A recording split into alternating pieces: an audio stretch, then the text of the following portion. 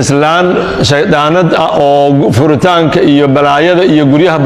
burburintooda ka shaqaysa yaa aragtay nin daacad ah oo fiican oo gurigiisa jecel islaantiisii bay u timid waxay tirnaa ninkaagu markuu shaqada ka yimaado galabtii muxuu sameeyaa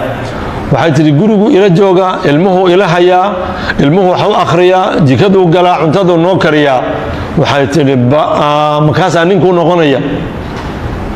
oo ragga uma tago oo meesha lagu soo qayili iyo suuqa ma aado oo ragga lama soo fariisto mayay tiri maba aadaba ninkaygu shaqadiisa inuu salaada iyo masaajidka u kici bas ah haddii kale gurigu ila joogaa ilmuhu hayaa gabadhii marka waxay tiri ma dhici karto waxaasi nin maba noqon karo kaasi ninkuuma aha ninka raggii waxay tiri waa inuu ragga aado ragga la soo sheekaysto halkaasuu raganimada iyo sida dumarka loo dhaqa ka soo baranayaa gabadhii nicmada ku jirtay ee ninkeedu guriga la joogay galabtii dambe ninkeedii ku tiri saani ma anfacayso adigu nin fiican ma tihid ragga ma aadid suuqa ma aadid guriga madax fadhida naag baad noqon rabtaa miyaa maxaa kugu dhacay ragga ma suuqa aadid ragga la soo sheekaysatid gabadh ninkii waa isku naxay maalin iyo laba iyo saddex sidii bay ku celisay kadib ninkii waxaa qasab ku noqotay galabtii markuu guriga yimaado oo qadeeyo inuu baxo suuqa aado ragga jaadka cunaya oo dulliga ah oo akhlaaqda xun oo waxun ka sheekaynaya uu u tago fiidkii dhan la soo qaatay ilaa gurigii islaantii baa ka fijiso waxay ku tiri kac rag la soo sheekayso sidii buu yeelay islaantii shaydaanta ahayd oo islaanta wax ku akhrisay baa ninkii doonatay jidka u gashay ninkiibay dhexda ka shukaansatay way la hadashay waxay tidhi niyow guur ma rabtaa saan ninkiibay shukaansatay way qaadatay tii miskiinta ahaydoo ay ku dirtay buu furay iyadii buu guursaday kadib tii baa ogaatay ninkeedii iyadoo ay dhibtay ay tiri guriga ka bax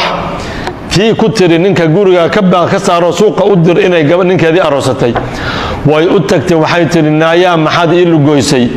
waxay tiri ooyaa la lugooyaayoon doqon ahayn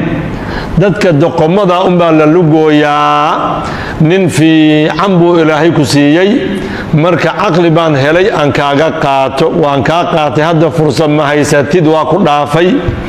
marka dadka shayaadiinta ihi waa sidaas dadka meediyaha fadhiya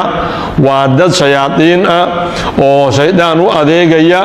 oo inay dumarka kale ee nabadda ah guryahooda jooga waxun u sheegaan suuqa iyo fasaadka baraan ku talagalay ilaahayna shartooda ha naga koriyo waxaan leehayna culimmada Soomaaliyeed iyo aqoon-yahanka iyo guryasamo shaqo weyn baa u taala dadkaas in la waaniyo oo khayr la gaarsiiyo oo la yidhaaha guryo burbura cid ay dan u tahay ma jirto khayrku wuxuu ku jiraa guryo degan reero isjecel caruur ku koraysa laba waalid oo isjecel dhexdooda ku koraysa ayay ummadda faa'iido iyo khayr badan ugu jirtaa jazaakumullahu khayran